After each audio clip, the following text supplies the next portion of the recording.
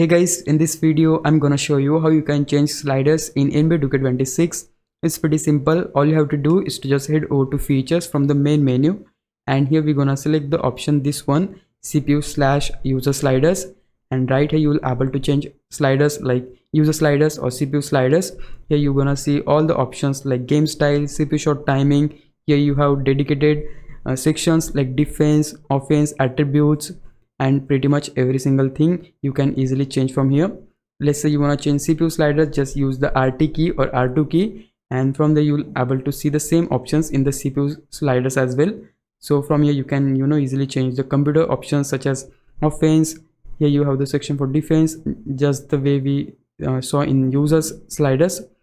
You have same options here and you can change them too.